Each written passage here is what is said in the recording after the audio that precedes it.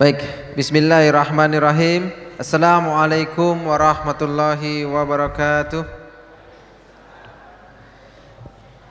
Syukur alhamdulillah, asyhadu an la ilaha illallah wa asyhadu anna Muhammadan abduhu wa rasulah.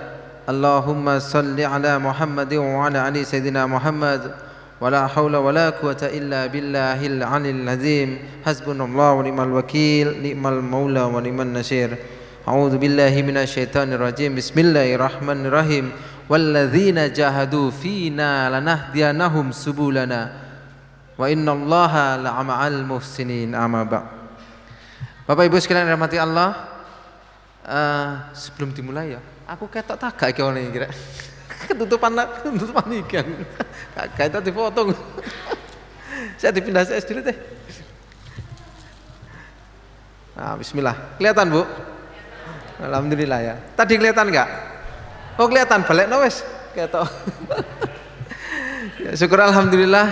Bapak Ibu sekalian rahmati Allah, kita ketemu dalam suasana yang baik insyaallah, dalam majelis yang insyaallah diberkahi oleh Allah Subhanahu wa taala, di mana hampir sepanjang perjalanan tadi seluruhnya dikumandangkan, dibacakan Al-Qur'an ya. Yang saya kaget ternyata ada yang 2 tahun ya, ada umur 2 tahun sudah hafal surat An-Naba, Masya Allah. Dan mudah-mudahan yang lain sekarang ini hari Ahad ya, yang lain hari ini mungkin ngelencer ke mana gitu ya, ke Malang atau kemana. Bapak Ibu mau meluangkan waktu untuk bermajelis bersama, mengkaji Al-Quran, berangkat dari rumah. Mungkin yang rumahnya paling jauh ada, dari mana Bu? Dari Lamongan. Dari Lamongan, Masya Allah. Dari Ngurah ya, dari Ngurah. Ananda siapa? Ananda Zakia. Kecil sendiri. Berapa kilo dari sini? Berapa kilo dari sini? Berapa kilo yang Berapa jam perjalanan? 30 menit. 30 menit untuk umur 2 tahun itu jauh ya. Karena menerpa angin kalau naik motor, bangun pagi. Ya Masya Allah. Ada yang perbatasan Tulungagung setiap hari antar jemput ya, Masya Allah. Ini perjuangan antum semua Bapak Ibu sekalian ya. Jadi ya insya Allah termasuk hari ini kita berkumpul di sini. Kami mungkin dari Jogja, ada Bunda Heni dari Lamongan, Masya Allah. Insya Allah semuanya dalam rangka mencari keridhaan Allah, bermajelis ilmu. Mudah-mudahan apa yang kita dapatkan hari ini mungkin bukan pemaparan materi Bu ya, kita ngobrol aja, sharing supaya bagaimana caranya kita semakin efektif, semakin mantap, semakin yakin tentang program Tahfizul Quran anak-anak kita. Karena kalau Bapak Ibu ikuti Facebook saya, tadi ada ya Facebook saya, itu saya barusan posting di situ tentang ayat yang menegaskan kita ya, jangan khawatir, jangan bimbang, jangan ragu, biarkan orang kafir, biarkan orang munafik, biarkan orang fasik bicara macam-macam, kita maju terus. Tapi kadang-kadang ya namanya orang ngomong, apalagi yang ngomong itu saudara sendiri, kadang kan Pak Leknya, Pak D-nya gitu ya, agak terpengaruh juga gitu ya. Makanya kita saling menguatkan hati. Mudah-mudahan hari ini, karena kata Rasul, kalau kita bermuamalah berjamaah insyaallah jadi kuat ya. Bagaikan di surat As-Saff itu ayat 4 kalau nggak salah, bagaikan bangunan yang kokoh, barisan yang rapat, sehingga muslim itu seperti bangunan yang kokoh insyaallah. Ya, yang kedua, sholawat dan salam kita sampaikan ke Nabi Muhammad. Loh, kok sing sholawat lemes ya? Tadi sing murojaah yang besar-besar kok malah lemes Bu? Dan yang kecil-kecil semangat, yang besar-besar lemes. Dredeg ya. Ya, kita bersolawat kepada Nabiullah Muhammad sallallahu alaihi wasallam, kepada para keluarga, kepada para sahabat dan kepada para pengikutnya yang insya Allah sempat para sahabat protes kepada Rasul karena Rasul sempat mengatakan bahwa di akhir zaman nanti, di suatu saat nanti itu akan ada orang yang satu mereka sama dengan 50 kalian. Lalu Umar protes, Rasul tidak terbalik, satu orang mereka sama dengan 50 kami, nggak terbalik Rasul. Masuk akal ya Bu? Kan kualitas para sahabat luar biasa. Logikanya harusnya satu para sahabat sama dengan 50 umat di akhir zaman. Tapi enggak, kata Rasul, satu mereka sama dengan 50 kalian. Itu sampai para sahabat bolak-balik tanya, 50 seperti kami. Yang lain juga sebenarnya, iya. Apa istimewanya, Bu? Siapa orang-orang itu? Mereka adalah umat Rasulullah SAW yang tidak pernah ketemu dengan Rasul, tidak pernah melihat wahyu turun, tidak pernah berperang dengan Rasul, tapi di dadanya tetap ada keimanan dan intiba mau mengikuti sunnah-sunnah Rasul. Itu yang luar biasa. Kalau ketemu dengan Rasul, pernah berperang dengan Rasul, apalagi melihat wahyu turun, beriman, ya pantas Pak, lumrah. Tapi orang-orang kayak kita ini insya Allah, termasuk Bapak Ibu sekalian, ketemu Rasul gak tahu, ya lihat wahyu turunnya gak pernah, apalagi perang bersama Rasul gak pernah, tapi kok gelem-geleme loh suruh ngikut Rasul. Maka itu yang kata Rasul, satu orang dari mereka itu sama dengan 50 para sahabat. Masya Allah, mudah-mudahan kita termasuk di dalamnya. Allahumma amin. Maka tidak salah kalau para ustadz biasanya membuka, mari kita berselawat kepada Rasul, kepada para keluarga, kepada para sahabat, dan kepada para umatnya yang akhir zaman ini termasuk kita sendiri. Insya Allah. Bapak sekalian rahmati Allah, putra putri kita itu adalah amanah, ya, amanah. Kalau orang zaman dulu bilang banyak anak banyak rezeki. Kula niku pernah Pak Bu di puskesmas disuruh jadi petugas KB, keluarga berencana. Dulu napa nggih? Dulu slogannya itu bukan dua anak cukup, 2 anak lebih baik. Nate nggih Bu? 2 anak lebih baik. Di lapangan komane tak geser tengen. Jadi bukan 2 anak lebih baik. Jadi keluarga berencana itu adalah keluarga yang direncanakan. Slogannya adalah 2 anak lebih baik ya Ustadz. Bukan, slogannya adalah 2 anak lebih baik. Perhatikan ya Bu, KB itu keluarga berencana, direncanakan cuma 2, bukan. Keluarga berencana itu slogannya 2 anak lebih baik. Tadi nek meng loro urung apik Pak, kudu 3, 4, 5, 6 ngono lho. Saya ngakeh ngono lho, karena ya memang banyak anak banyak rezeki, walaupun oleh orang liberalis, orang kapitalis, orang yang zaman sekarang apalagi itu komunis termasuk, itu dihina-hina. Banyak anak kok banyak rezeki, banyak anak banyak beban, banyak biaya, karena mereka nggak paham bahwa anak adalah aset akhirat. Urusan mereka tidak sampai akhirat masalah anak, sementara kita insya Allah sampai akhirat gitu ya. Maka Bapak Ibu sekalian, yang tadi itu ketoke ya meng gedabrus, ketoke meng ngomong kosong, kelihatannya cuma main-main. Apa itu mahkotanya dari kertas, paling sekarang wis ana sing penyet mahkotanya ada yang rusak gitu. Tapi niatin aja Bapak Ibu sekalian, hari ini anak-anak kita memberikan kita mahkota dari kertas, insya Allah kelak mereka akan memberikan mahkota dari cahaya di surganya. Allahumma amin. Kulon itu nate ditakoni Pak Bu, Dok, kok ya ora salah jalan po? Wong dokter kok ngurusi rumah tahfiz? Itu ada yang nanya, wong dokter kok ngurusi rumah tahfiz? Neng dindi nek jenenge rumah tahfiz ki lah ya ora ana duwite. Mendingan praktek toh Dok. Lah ya bener Pak. Nek saya, istri dan keluarga pengen sugih tok ngono kuwi ya praktek lebih banyak duitnya. Lho kenapa kok ngopo Dok ngurusi rumah tahfiz terus anak-anak? Tadi ya disebutkan ya, alhamdulillah putra yang pertama sudah mumtaz 30 juz, yang kedua sudah 15 juz lebih.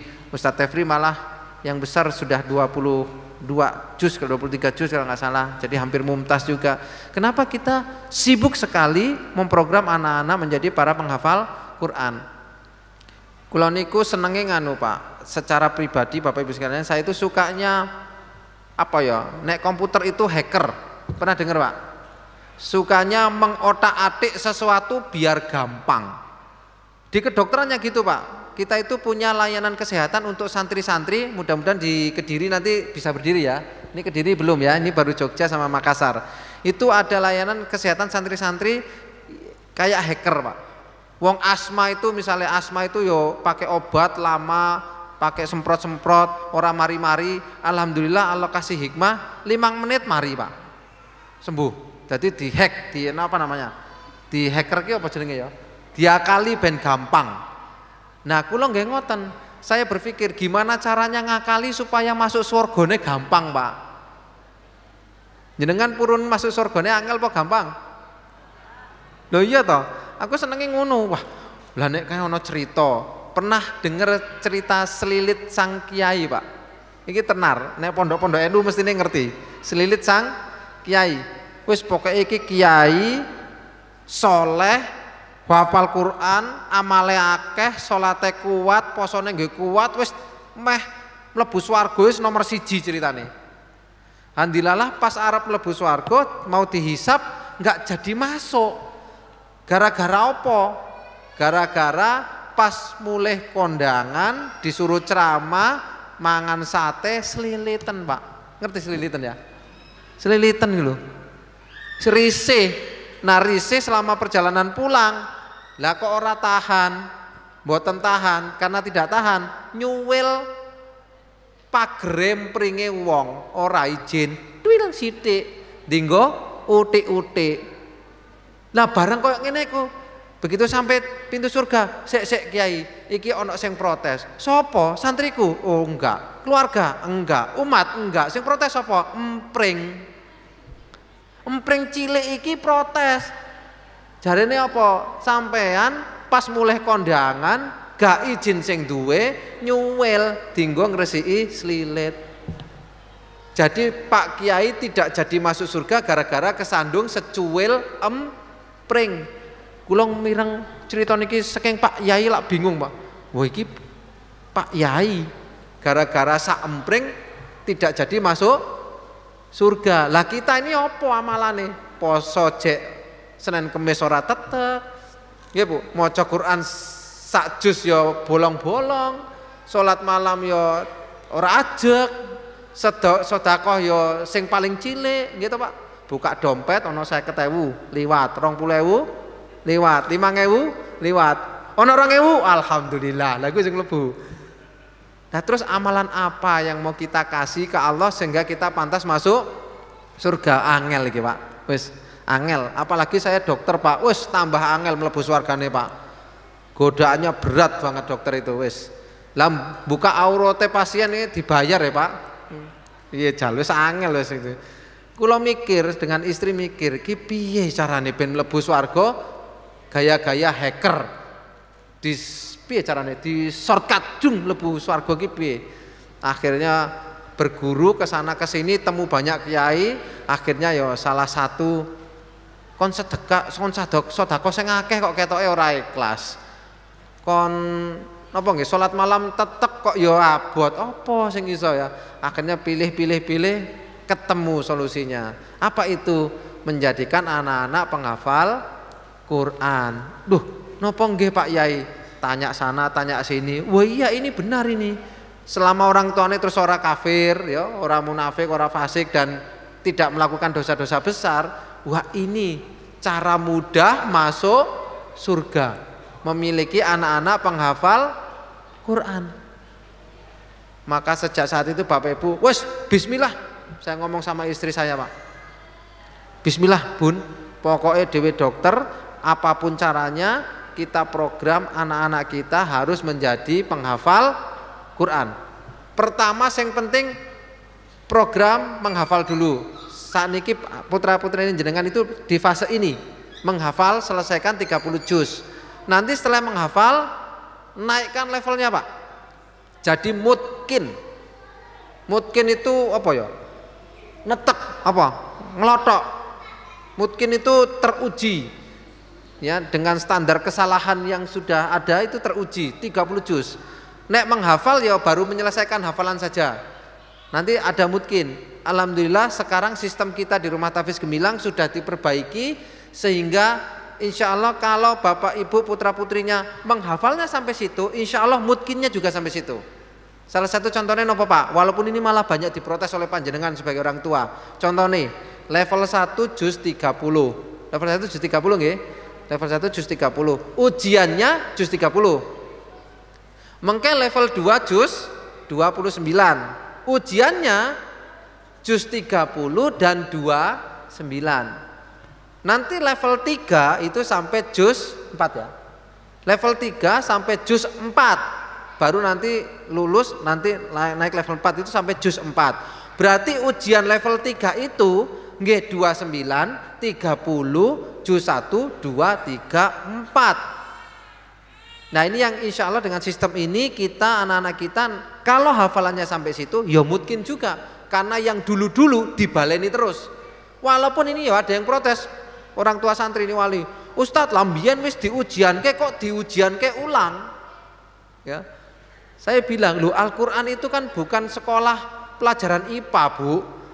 Bab hujan wis diujiankan, bab berikutnya enggak. Ini bukan pelajaran ini adalah pelajaran menuju mutkin. Kita sedang membantu mutkin. Jadi nanti Bapak Ibu ya Allah ridho putra putrinya sampai di level 7. Level 7 berarti 30 juz. Terakhir berarti juz 28 ya. Terakhir misalnya nih walau alam ya, mudah-mudahan Allah mudahkan. Putra putri kita sampai di juz 28. Berarti ini sudah 30 juz nih, sudah level 7. Nek ujian juz 28 itu artinya yang disetor ke ustadznya itu juz 29, 30, 1, 2, 3, 4, 5, 6, 7 sampai 28. 30 juz sekali duduk. Mantep mboten? Mantep lah santrine, wong tuane muntir ora iki. Duh, lah kok ngono Ustaz? Duh, iya kan kita pengen putra-putra kita memberikan mahkota. Bapak Ibu pengen masuk surganya gampang nopo angel? Ayo bismillah ya rame-rame. Jadi bismillah itu mungkin. Insya Allah setelah mungkin kejar Bu. Kejar apakah ngambil sanad, apakah jadi mufasir. Kalau di Arab sendiri yang disebut al-hafiz itu kalau dia sudah bisa mentafsirkan Quran, menjaga Quran. Kalau cuma menghafal gini belum al-hafiz. Cuma di Indonesia enteng ya. Arab hafal juz 30 tok disebut al-hafiz. Ya kan minimal hafal juz 30 gitu ya. Ya enggak salah juga sebenarnya. Tapi kalau kita semangat niatkan dari sekarang. Niatkan dari sekarang. Nah, Bapak Ibu sekalian yang dirahmati Allah, ini sekaligus karena masih ada 1-2 informasi dari Ustadz dan Ustazah. Ustadz masih ada pertanyaan dari wali santri seperti ini, seperti itu. Nah, mumpung kita ketemu, mungkin saya akan sedikit menggambarkan. Ngoten Bapak Ibu sekalian. Kalau kita membangun rumah, bangun rumah nggih, bagian mana yang paling pertama dibangun Bapak Ibu sekalian? Pondasi. Pondasi nggih? Apa yang terjadi kalau kita ngotot bangun temboknya dulu? Apa tiangnya dulu? Karena sholat itu adalah imaduddin, sholat adalah tiang agama. Jadi kalau tiangnya dulu dibangun, pondasinya belum, apa yang terjadi?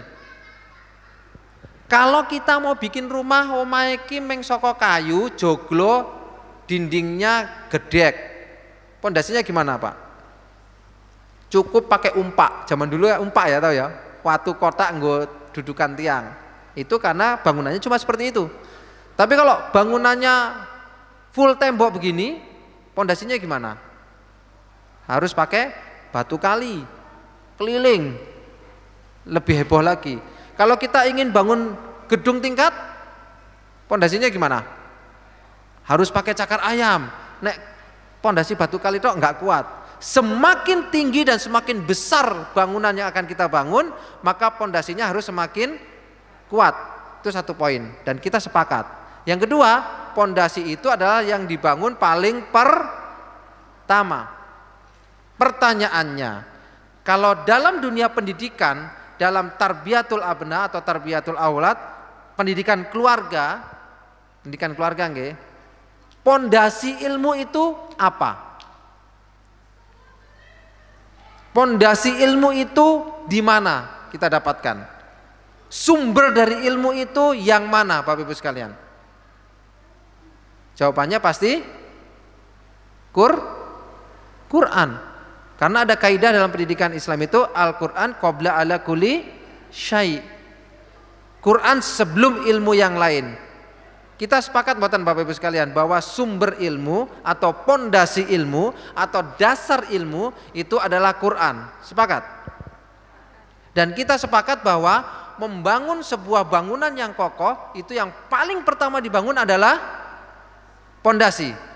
Pertanyaan berikutnya, dari satu rangkaian kehidupan anak-anak kita, umur berapa kira-kira kita sebut bahwa itu adalah fase pondasi?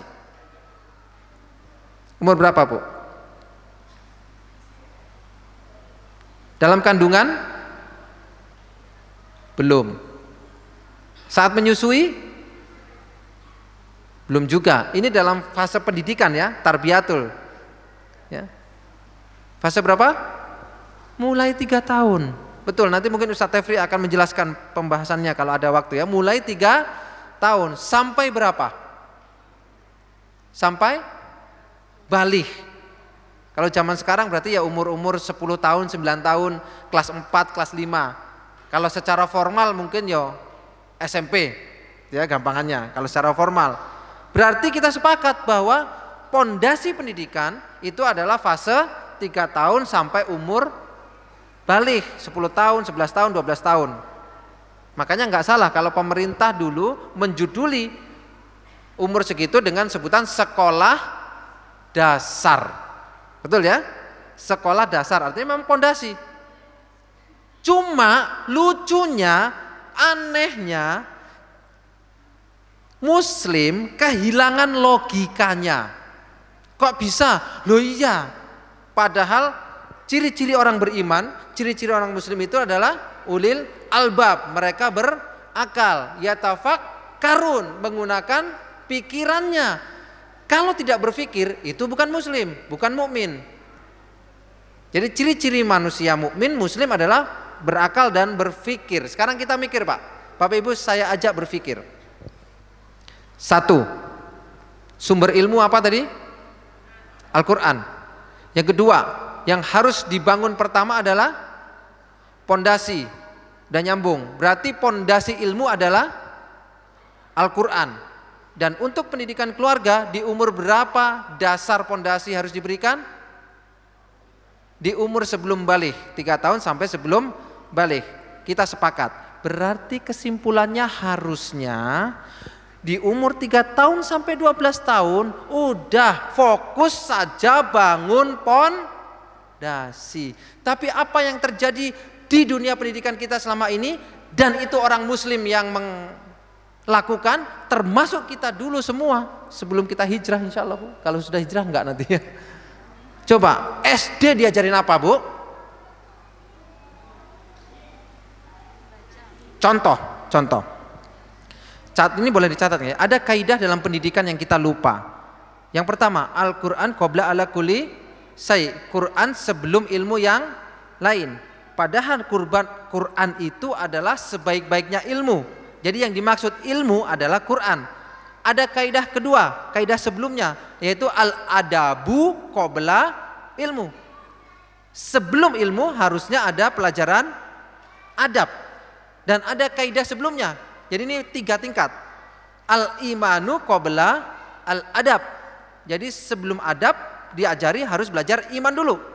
Karena belajar budi pekerti, belajar apa kalau di sekolah itu Bu? Pelajaran karakter, ya. Pelajaran karakter, pelajaran budi pekerti, tanpa ada keimanan bukan jadi beradab, tapi jadi biadab. Lawan kata beradab apa Pak? Biadab.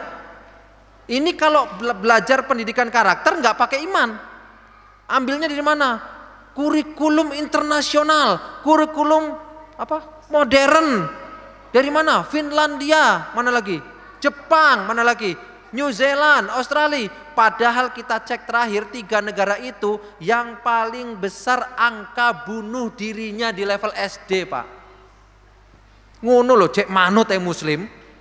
Diajari apa kuwi? Mana Pak?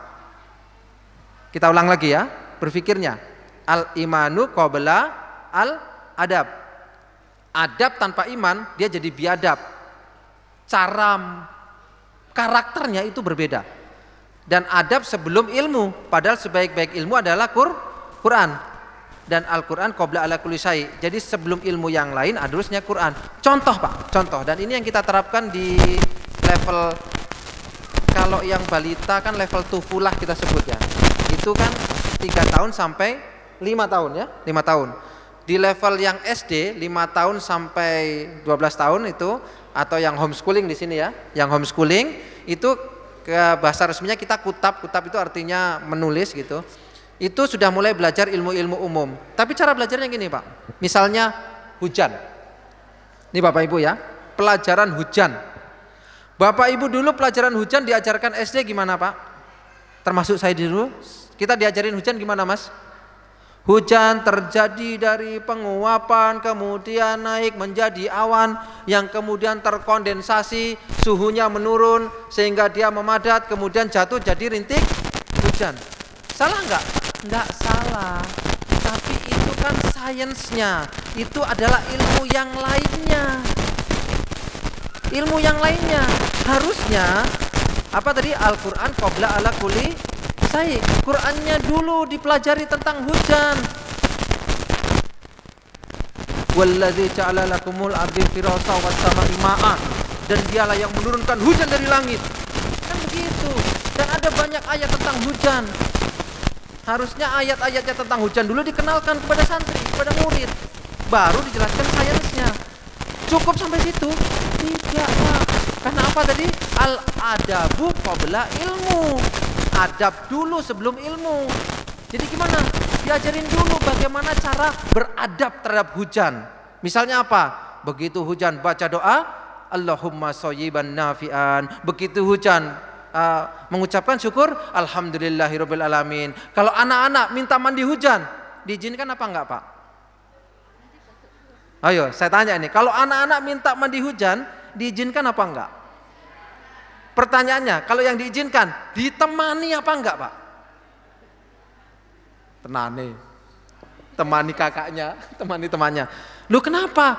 Karena kita tahu adabnya bahwa Al-Quran hujan adalah rahmat. Masa anak-anak mau cari rahmat dilarang? Contoh lagi, hal yang lain. Pemerintah secara umum punya aturan di lingkungan namanya SPAL. Pernah dengar Pak ya? Kalau bikin rumah izin IMB pasti ada SPAL, saluran pembuangan air limbah, dan SPAH, saluran pembuangan air hujan. Ini termasuk yang biadab, tidak beradab. Kenapa? Karena tidak pakai Quran. Kok bisa? Lawang rahmat kok dibuang? Hujan adalah rahmat, kok digawe ke saluran pembuangan air hujan? Rahmat kok dibuang itu? Rahmat harusnya diapain Pak? Tampung. Piye carane Ustaz? Lambung gawe resapan kek, tandur wit sing akeh kek, pokoke udan ki kudu ditampung wong kuwi, rahmat. Adabnya kan begitu. Tapi kita diajarin buangan Mas nek ora banjir. Itu contohnya Pak. Kesalahan dalam dunia pendidikan kita itu kulawe-lawe. Nek kualek kan enggak kelawe ya. Kulawe-lawe. Sainsnya diajarkan tanpa ada Qurannya, Qurannya tanpa ada adabnya, adab tanpa iman, hancur Pak pendidikan. Maka insya Allah kalau kita sepakat, kalau kita pakai logika dan kita mau mikir, ya tidak hanya ikut-ikutan orang lain yang katanya kurikulum internasional itu. Kalau kita mau anak-anak kita betul-betul menjadi pintu surga kelak, maka tidak ada cara lain. Ya, tidak ada cara lain, maka kita harus mendidik mereka seperti para sahabat mendidik. Apa itu? Di masa pondasinya mereka harus kita ajarkan apa? Quran. Maka Bapak Ibu tidak ada pusing. Saya kemarin ngeri loh Pak. Bapak Ibu dapatin nggak itu? Coba anak kelas 3 atau 4 SD diajarkan tentang ini. Mohon maaf nih, ada guru SD enggak? Jadi gini Pak ya, saya itu menemukan, karena kita bikin kurikulum kutab, kita menemukan ada pelajaran gini, si A dan si B. Si A berjalan ke arah sana, si B berjalan dari kota sini gitu kan, dengan kecepatan sekian, yang ini kecepatan sekian, nanti ketemunya di mana? Ada nggak soal gitu? Saya bilang, ini soal apa? Hapus aja dari pelajaran kita. Terus ada ustazah kita yang karena beliau juga mantan guru SD biasa, langsung ngomong, oh ini penting Ustadz, kalau enggak anak-anak nanti di kejadian nyata nggak bisa. Kalau ada kejadian begini, langsung saya bilang, oke, saya kasih contoh langsung. Sekarang panggil si Fulan, berdiri sana. Fulana, berdiri sana. Kamu jalannya kenceng, kamu jalannya lambat. Oke ya? Terus tanya ke mereka berdua, nanti ketemunya di mana? Lakukan saja. Ketemu jawabannya enggak? Ketemu enggak Bu jawabannya? Tok. Di sini ketemunya. Lah ya wes ngapain dihitung pakai soal-soal kayak gitu? Oh tapi ini kan cuma latihan Ustadz. Nanti kalau beneran yang satu dari Kediri, yang satu dari Jogja, uduk, terus mau ketemuan, janjian, ketemu di mana? Ya apa Ustadz? Loh, gimana cara ngitungnya? Yang satu ngantuk mampir pom bensin turunnya 3 jam. Sing kene mampir nang Indomaret ping bola-bali pipis, ora ketemu. Itu soal pembodohan umat. Kaya ngono ki digawe buat apa coba? Dan itu diajarkan di kelas 3 SD. Daripada anak kita di kelas 3 SD mumet mikirin kayak gitu, mbok ngapal kayak anak bak rampung. Kurang kerjaan. Dan kita membodohi anak-anak kita, PAUD TK 3 tahun tambah SD 6 tahun, 9 tahun Pak. Ini 9 tahun nek menghafal Quran kaya ngono pau konsisten dan panjenengan di rumah juga mendukung, insya Allah mumtaz 30 juz. Itu target kita. Coba lihat para sahabat dulu Bapak Ibu sekalian. Lihat para sahabat dulu. Ibnu Sina bikin buku kedokteran namanya Al-Qanun fit Tib gitu ya kalau nggak salah ya. Ya, Al-Qanun fit Tib, ilmu kedokteran Al-Qanun gitu. Kemudian oleh orang kafir disadur ulang dikasih nama The Canon of Medicine. Al-Qanun jadi The Canon, Ibnu Sina jadi Avicenna. Wes orang kafir isone ngono tok, Pak. Orang kafir kan orang jahil ya, bodoh. Isone cuma niru-niru. Sekarang pertanyaannya, kita pakai logikanya sejarah, fakta. Ibnu Sina menulis buku kedokteran tebalnya 3000 halaman, 3 jilid. Itu belum penjelasannya. Penjelasannya itu 12 jilid. Di umur berapa, Pak? Panjenengan ada yang tahu nggak? Di umur 19 tahun. Pertanyaan saya, kira-kira pas SD Ibnu Sina ki belajar kedokteran enggak? Ya enggak. Belajar IPA enggak kira-kira? Pas SD loh Ibnu Sina mbiyen. Ya sinau ning sedikit. Lalu pertanyaannya, dari mana bisa keluar dari kepalanya ilmu kedokteran yang sekarang sampai sekarang dipakai kitabnya oleh kedokteran modern? Dari mana, Pak? Padahal ciliane ora tahu belajar. Sekarang loh, kelas 3 SD belajar bedah kata. Iki nggo ngopo? Emang engko nek masak-masak kata. Bojone dimasake kata apa piye? Aku kadang-kadang iki belajar apa to cah SD iki? Mumet saya. Udah buang aja semua itu. Belajar yang misalnya matematika.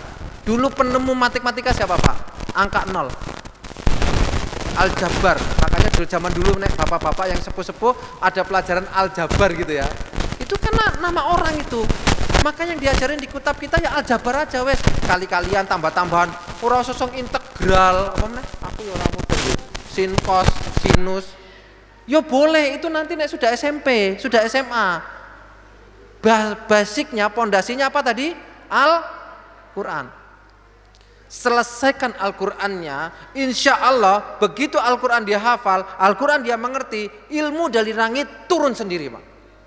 Itu Allah yang tentukan. Kalau kita gali Pak ya, sahabat dulu, ini hebatnya Bapak Ibu sekalian. Pada zaman dahulu kayak Upin Ipin ya, pada zaman dulu. Ketika Rasulullah itu berdakwah, zamannya Rasul, bangsa yang dianggap besar adalah bangsa Persia dan bangsa Romawi. Perhatikan ya, bangsa Persia sudah ribuan tahun jadi kerajaan dunia, Romawi juga sudah ratusan tahun, satu blok barat, satu blok timur. Ada yang anggap nggak bangsa Quraisy? Nggak ada. Bangsa Quraisy itu dianggap terbelakang, jahiliyah, bodoh, nomaden, nggak punya kebudayaan, mereka dianggap terbelakang. Tapi apa yang terjadi 23 tahun setelah Rasul ajarkan Quran, 13 tahun di Madinah, 13 tahun di Mekah, 10 tahun di Madinah. Apa yang terjadi setelah 23 tahun? Bapak Ibu seluruh dunia ke Madinah, di sana ada semua ahli. Ahli kedokteran ada, ahli tata negara ada, ahli ekonomi ada, ahli pertanian ada. Hanya 23 tahun. Andaikan pemimpin negeri ini mau menginstal Quran, 23 tahun selesai Pak Indonesia Pak. Tapi sayangnya nggak mau Pak. Nunggu anak-anak kita besok memimpin, insya Allah. Amin. Siapkan Pak. Kita belajar lagi dari sejarah ya.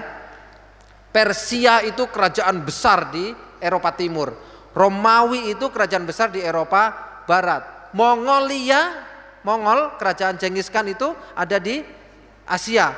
Itu yang diakui dunia. Kaum kafir Quraisy sopo? Enggak dianggap. Tapi 23 tahun berikutnya karena diinstal Al-Quran selesai masalah. Semua ahli ada. Itu bukti Pak bahwa Al-Quran itu mengubah dunia. Jadi kalau ada Bapak Ibu yang masih sekarang nyuwun sewu ya, masih sekarang masih ragu, aku ki piye ya anakku ya. Belajar Quran tapi tak sekolah ke neng SD umum ya pengen ben ilmune akeh. Kok ya buang-buang waktu men to, Bu? Bismillah, yakin. Nuwun sewu nggih, saya Ustadz Tefri dan keluarga besar ya karena melihat fakta yang nuwun sewu ini pilihan ya, pilihan. Ya saya wis ora usah sekolah mumet homeschooling wes senang malah sing ngajari bapak ibu Dan ada satu doa yang saya ngeri Pak. Doa anak-anak kepada orang tuanya. Pripun Pak, Bu? Hafal Bu? Doa anak-anak kepada orang tua pripun?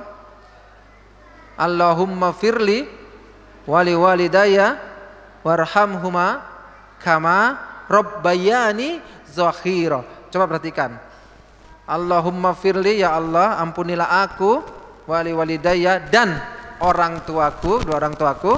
Terus warhamhuma, dan sayangilah mereka berdua, sayangilah mereka berdua, bapak ibu kita, kama sebagaimana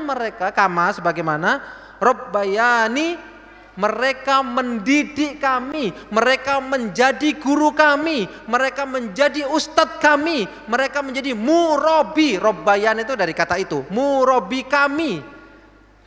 Rabbayani shaghira, waktu kami kecil. Bayangkan ini menjawab pertanyaan, Ustadz, lah ngopo to di RTG itu wes bayar, SPP-ne mahal, wong tuane jek sibuk murojaah, kok gak koyo pondok-pondok liyane, monggo kiai kula titip. Di sini kok orang tua lah masih repot suruh murojaah, apalagi nanti yang kelas homeschooling yang SD ya, itu murojaahnya nggak cuma Quran Pak, murojaahnya itu bela dirinya ada murojaahnya, memanahnya ada murojaahnya, berenangnya ada murojaahnya. Jadi nanti setiap Sabtu akan ada latihan bela diri, nanti ada murojaahnya setiap pagi, suruh kirim video, nanti Sabtunya dikontrol lagi sama gurunya, ini bener nggak pukulannya. Loh cah cilik kok disuruh latihan berantem Ustadz? Lah no bayang no Pak Bu, anak kita penghafal Quran, Ustadz apa jamaah akeh, muridnya akeh, begitu ono rampok melayu dhisik. Apa ora ngisin-ngisin ke waris iki? Penghafal Quran yo. Apa yang Anda ajarkan kepada anak-anak kita? Ojo sok gelut yo nek ana wong gelut ngalao, sing waras ngalah. Nggih Bu. Makane sing ora waras sing memimpin. Repot iki yo. Kalau saya nggak ngajarkan begitu ke anak-anak, santri-santri kita nggak diajarkan. Ora entuk mengawali gelut, ora entuk ganggu wong, tapi nek kowe dizolimi hajar. Begitu muslim, mosok muslim diantemi meneng ae Bu, penghafal Quran. Ini ada ini, luar biasa. Nah, sekarang kita siapkan mereka. Kita siapkan anak-anak kita. Umur 3 tahun, 5 tahun, 5 tahun sampai 12 tahun. Kenapa kita ngotot Pak? Coba perhatikan. Perintah berkuda, memanah, berenang, dan bela diri. Perintahnya bagaimana? Ajarilah anak-anakmu berkuda, berenang, memanah, bela diri gitu ya. Ajarilah anak-anakmu. Perintahnya bukan ngoten Pak. Carilah orang untuk ngajari anakmu. Perintahnya bukan gitu. Perintahnya ajarilah anak-anakmu. Berarti kesimpulannya bapak ibunya harus Bisa. Perintahnya itu bukan ajarilah atau carilah orang untuk ajari anak, bukan. Lah pripun Ustaz sakniki mboten saged. Dah ini kondisi darurat, masih dibolehkan, tapi bukan berarti jenengan santai-santai. Jenengan juga harus belajar. Mosok anak iso renang, ayo le renang le. Lah bapak gaya watu le, cepet plung jeblung rampung. Ah piye. Termasuk ustaz-ustazah di belakang ya, hati-hati ustazah terutama. Nanti santri-santrinya berkuda, ayo berkuda. Kayak di video tadi, ujuk-ujuk. Ustazah ayo ustazah. Wedi. Ini repot ini. Nah kembali ke doa. Kama rabbayani shaghira. Berilah mereka, rahman itu apa? Kasih sayang ya, kasih sayang atau sayangilah mereka sebagaimana mereka mendidik kami di waktu kecil. Kenapa Bapak Ibu kita repotkan di RTG untuk murojaah, untuk latihan bersama, untuk rihla bareng, untuk mendoakan, untuk sholat subuh bareng. Kenapa Pak? Karena ada doa ini. Kebayang kalau panjenengan ndak ikut Al-Fatihah sing ngajari kabeh ustazai. Wong tuane sama sekali nggak ada peran. Anabaknya begitu, cara sholatnya begitu, maca Qur'ane yo sing ngajari kabeh gurune. Orang tuanya nggak ikut. Lalu bocah anak kita berdoa, warhamhuma kama rabbayani shaghira. Sayangilah mereka berdua sebagaimana mereka mendidik kami di waktu kecil. Dibuka catatannya malaikat. Dungane sayangi seperti mendidik di waktu kecil ya. Waktu kecil dididik Al-Fatihah sapa sing didik? Ustate. Renange sapa sing didik? Ustate. Maca Qur'ane sapa sing didik? Ustate. Dadi wong tuane perane neng ndi? Tidak ada. Maka bayare ya lumayan bayare cek ono. Masalah di situ disebut robbayani loh. Mendidik ya, wah ini repot, bayar ini orang disebut itu hadis yang lain. Ada memang keutamaan itu ada hadis yang lain, tapi untuk doa ini kan doa yang kita ajarkan ke anak-anak.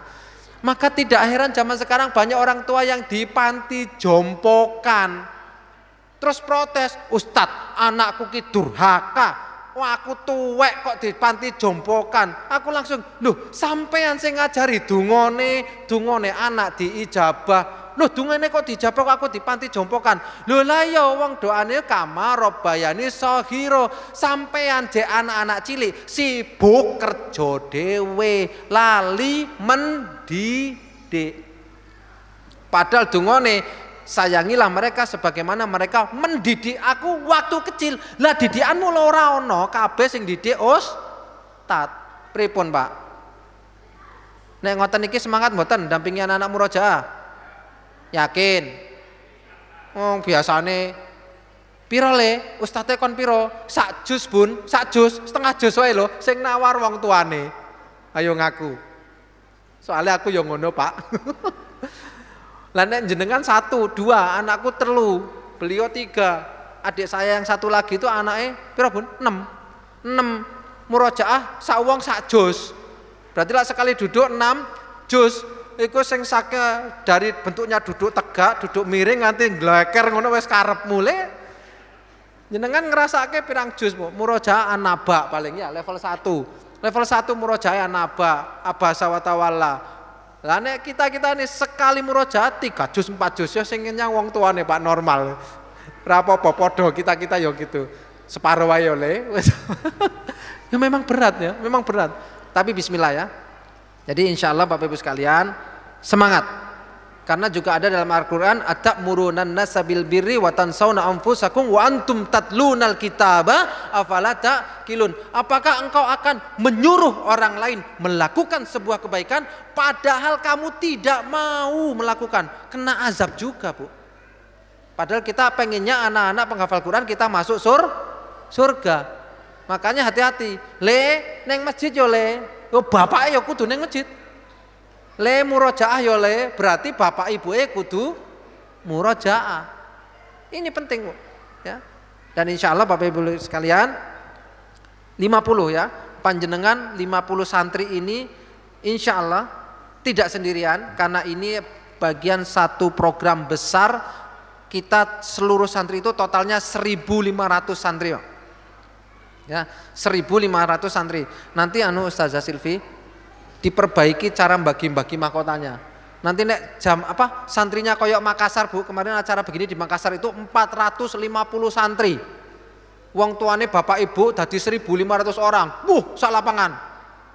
Ngono jare satpame. Iki Kiai Ustadz Abdul Somad yo, 1.000 wong ngono. Sopo Kapuja ora jelas itu. Enggak terkenal kok 1.500 ngono jarene. Itu 450 santri. Nah nek kayak tadi mbagine sorong dino Mas ora rampung. uti.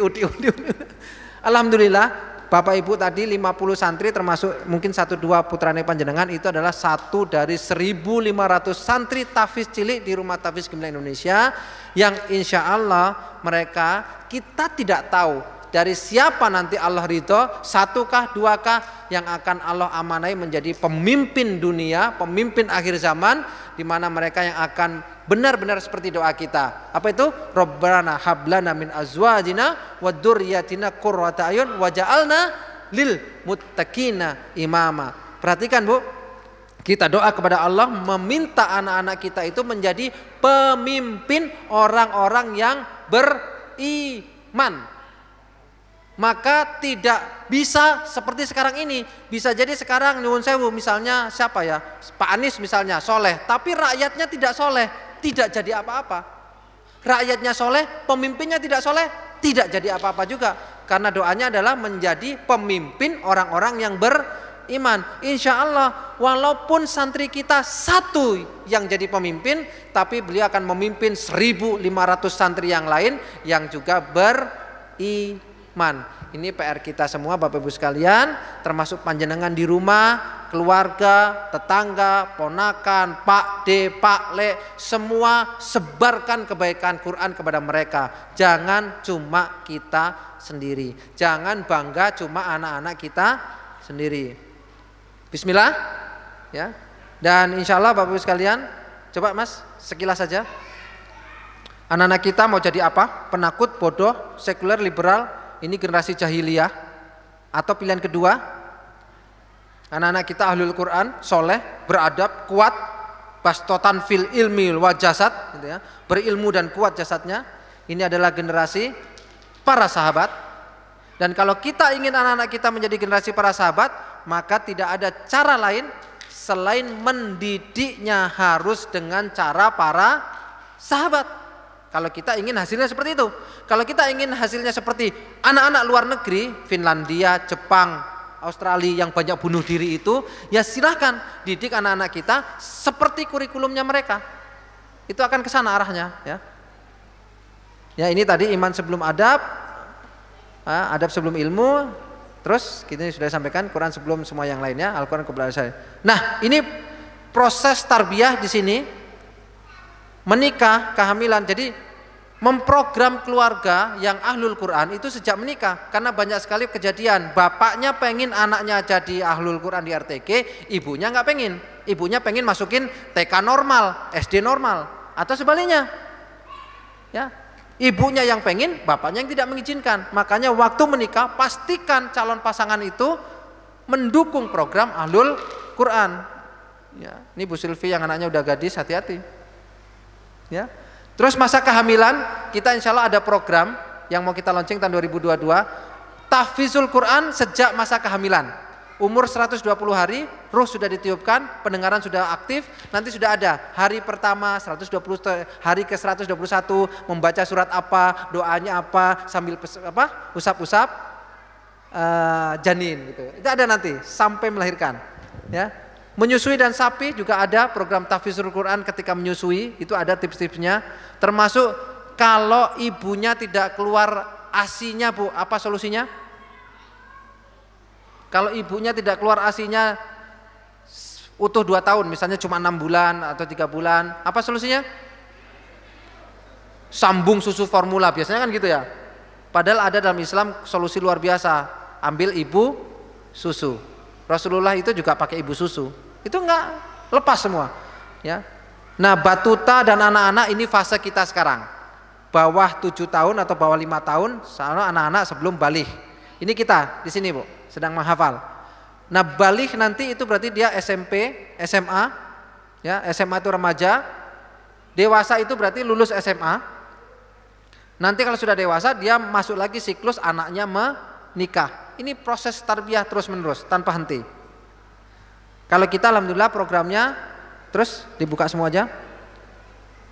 Terus buka semua. Nah, Bapak Ibu ada di rumah Tafiz Gemilang dengan kutab atau homeschooling yang bawah. Nanti insya Allah kalau lulus, kalau mau bareng kita bisa masuk Mahat Tafiz Gemilang. Mahat Tafiz Gemilang yang umur SMP, insya Allah tadi ada video-videonya ya. Pondoknya insya Allah di Kemuning, di Gunung Lawu. Itu mukim 3 tahun. Terus Mahat Tafiz Gemilang yang lanjutan, itu yang SMA, itu sampai umur 19 tahun. Nanti umur 19 tahun nanti masuk Mahat Saudagar Muslim Gemilang. Kita target sampai umur 23 tahun atau 24 tahun, maka dia masuk ke siklus menikah, muter. Jadi pendidikan kita sudah kita desain sejak awal mau menikah sampai nanti anaknya menikah, itu ada program Qur'annya. Ya, insya Allah semuanya program Qur'an. Dan yang kita eksekusi dulu sementara adalah, buka semua aja Mas. Yang Mahat Tafiz Gemilang ya, SMP SMA. Tarbiyah diniyah itu untuk jadi guru pengajar, mau jadi ustadz, alim ulama di situ. Digital content dan IT ini untuk teknologi, ekonomi dan agribisnis ini untuk memang ketahanan pangan, ya. Dan kedokteran Islam ini yang paling diburu banyak sekarang. Kedokteran Islam, kayak tadi Pak, orang asma insya Allah sembuh 5 menit. Orang GERD yang nggak ada obatnya di kedokteran itu juga sembuh 5 menit. Semuanya pakai Quran, ya. Orang melahirkan insya Allah bisa tanpa sesar. Semuanya dari surat Maryam. Jadi semuanya dari Quran. Jadi kalau dengan Quran selesai masalah Pak insya Allah. Nah ini program kita. Nanti harapan kita itu kita desain santri-santri lulus dari Mahat Tafiz Gemilang yang SMA itu mereka punya penghasilan 15 juta. Lulus SMA. Maka kita pengen mendesain anak-anak kita lulus SMA menikah Pak. Siap menikah. Kalaupun harus tambah di kuliahnya tadi 3 tahun 4 tahun, ya umur 23 tahun itu siap menikah. Apa yang terjadi sekarang? Lulus S1 umur 23 tahun, nikah tidak berani, kerja masih nyari, kerjanya cuma ketawa ketiwi, main TikTok. Kacau Pak, ya. Tapi ya salah kita juga. Kalau saya dengan istri, dengan Ustadz Tefri ini, anak SMP umur 1 SMP kelas 1, SD kelas 5, SD kelas 6 itu yang dibahas tentang pernikahan, Pak. Coba perhatikan ya. SD kelas 5, SD kelas 6, SMP kelas 1 sering membahas tentang pernikahan, tentang keluarga, tentang tarbiyatul aulad, tentang pendidikan keluarga, tentang rencana dan visi keluarga, tentang visi dakwah. Itu SMP atau SD kelas 6. Panjenengan kira-kira anak SD kelas 6 disuruh ngapain, Pak? Tuku sarimi neng warung, cek nganggo katok cekak. Kapan majunya Pak? Kan insya Allah kita ikuti program pendidikan seperti para sahabat dulu. Di usia belia mereka menguasai Quran, otomatis menguasai ilmu dunia, otomatis Allah amanahkan dunia di tangan mereka. Sementara kita sekarang sudah S1, S2, S3, tetap aja nggak mudeng-mudeng, sehingga Allah cabut amanah itu dari muslimin, dipindahkan ke yang lain. Kenapa? Karena kita tidak menguasai Al-Quran di masa pondasi. Maka bismillah Bapak Ibu sekalian, yakini, niatkan, azamkan, dampingi putra-putri kita.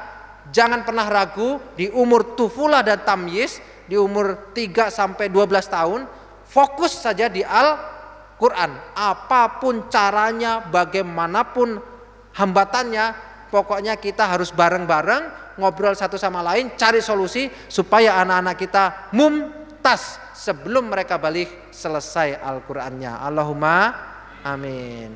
Saya doakan Bapak Ibu sekalian istiqomah dalam program tahfizul Quran, tidak perlu lirak-lirik yang lain agar kita tidak tergoda bisikan wasfi sufi sudurin nas, dibisik-bisikan kowe nek Quran tok engko diomongi tanggamu, anakmu kuwi. Kowe nek Quran tok engko diomongi pakdemu sing duwe sekolah kono kae misalnya gitu. Itu akan banyak itu bisik-bisik gitu. Saya doakan antum semua, Bapak Ibu semua istiqomah, jauh dari bisikan seperti itu, fokus saja sama Quran. Ustadz, saya mau Quran tapi nggak di rumah tahfiz, nggak apa-apa, nggak ada masalah. Yang penting fokus di Quran. Saya mau mondok di kiai sana, nggak masalah, silakan mondok. Yang penting jangan pernah ragu, di masa pondasi harus fokusnya adalah Quran, ya. Wallahu a'lam bishawab. Mudah-mudahan Allah senantiasa berkah kepada apa yang kita lakukan. Allah mudahkan segala urusan kita. Allah beri kekuatan. Wala haula wala quwata illa billah. Hasbunallahu wa ni'mal wakil, ni'mal maula wa ni'man nasir. Dari saya cukupkan. Nanti monggo kalau ada pertanyaan silakan follow Instagram dan Facebook untuk dapat informasi-informasi yang lanjut. Wallahu a'lam bishawab. Assalamualaikum warahmatullahi wabarakatuh.